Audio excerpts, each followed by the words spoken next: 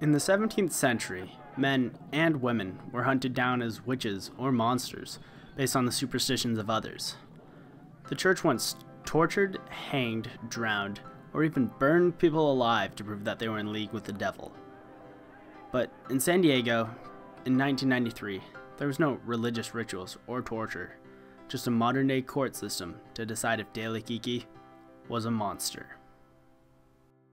Well, a friend of mine who took me to, who introduced me to Faith Chapel, she asked me if I wanted to help out in the nursery school.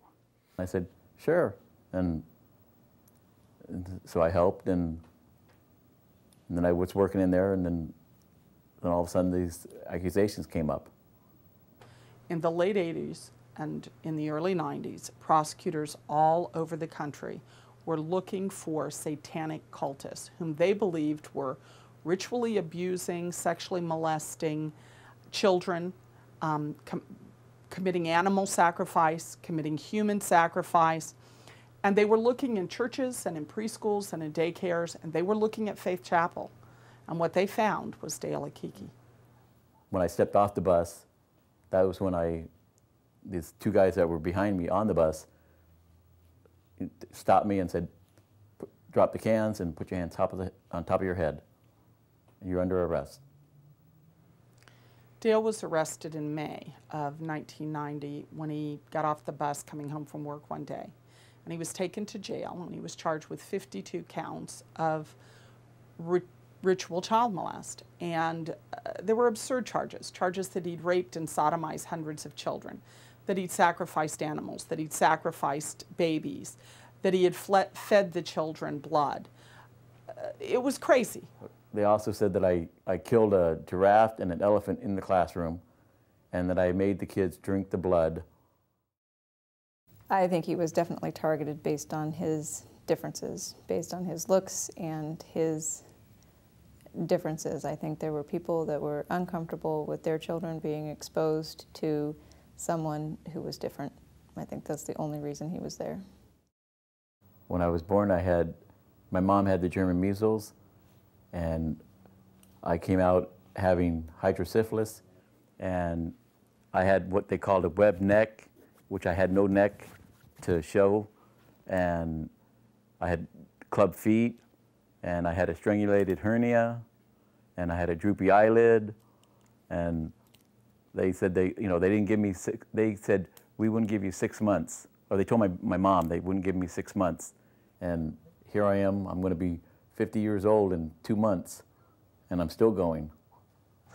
My personal opinion on this one was that an opinion somewhere along the lines was formed early as to the guilt of De La Quique, and at that point the investigators, including the district attorney's office, had pursued only information that upheld what they believed, and anything that was exculpatory in nature, they just sort of swept to the side. There was an overzealous prosecutor who handpicked therapists who then brainwashed these children into believing, and their parents, into believing that they had been ritually abused. And the stories the children told, if they were true, would have left mountains of evidence, which the DA looked for and was never able to find. There was not one scintilla of evidence that De La Quique had done anything. In fact, the detective told me that he had taken part in the search warrant on the house, and he told me almost verbatim, you know, Mike, the dirtiest thing we found in his house was a book of 101 toilet jokes. And that's when he proceeded to tell me that it was his belief that Dale was completely innocent. During Dale's 2.5 years in prison, he found some unlikely protectors. They were called the Sindel mob, but they were my protectors. And I went to the showers with one of them, and he got on the phone with my mom and told her that we'll take care of Dale. We won't let anything happen to him. I got the case in August of 1990. My co-counsel Sue Clemens joined me in June of 1992. It was the longest criminal case in San Diego at 7 months long, and it was the most expensive at $1.5 million. It was incredibly complex. There were hundreds of lay witnesses. There were dozens of expert witnesses. The jury arguments lasted 3 days. After 7 long months of trial, Dale took the stand and finally told his side of the story. Did you ever intentionally, physically hurt any children? No, I did not. Have you ever tortured any children? No. Have you ever hurt or tortured or killed any animals? No. Have you ever killed any babies or children? No. Have you ever owned a gun? No. Have you ever used a gun to frighten children? No. Have you ever owned a sword or a knife that you used to frighten children? No. Did you ever fondle children, even without force? No. I had loved those kids if they were my own, and I treated them that way.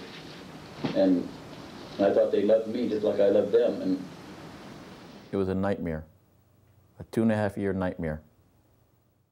And I was scared stiff because I thought that I wasn't going to make it, that I was going to be found guilty for something I didn't do. And Dale was about to find out if his nightmare was coming to an end or if it was just beginning. Verdict. We, the jury, in the above entitled cause, find the defendant, Dale Anthony Akiki, not guilty of the crime of child abuse. I broke down. I sobbed, on the table, and my lawyers gave me Kleenex, and I just kept on crying. And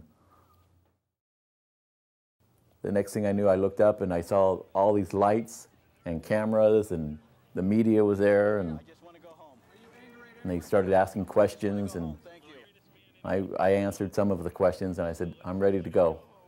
And there was a stretch limo waiting for me, and at first I thought it was, my family got it for me, but I found out the next day that it was about 10 guards pitched in for this limo to let me go home in style. I contacted 10 deputies who right off the bat provided more than enough money to get the limousine ride, so that was no problem at all.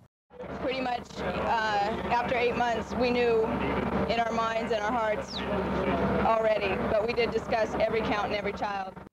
I wouldn't trade it for the world. I think my experience is unique, and it was a little bit awe-inspiring to see the system in progress that way and to see it come to the right result. I'm happy to have been a part of it. We certainly expected an acquittal. We are very, very happy, and really almost impossible to express how happy we are at the speed with which the jury agreed that Dale is absolutely innocent. In the end, it only took this jury 7 hours to give Dale back his freedom. I believe that it was that God put me through this to show my faith, and I proved it. For those of you wondering why I made this documentary, if you look closely, you can see Dale sitting between his wife Sharon and his lawyer with her son sitting on her lap. That's me. Dale's been a part of my life since I was 8 months old, and his picture hangs in my house to this day.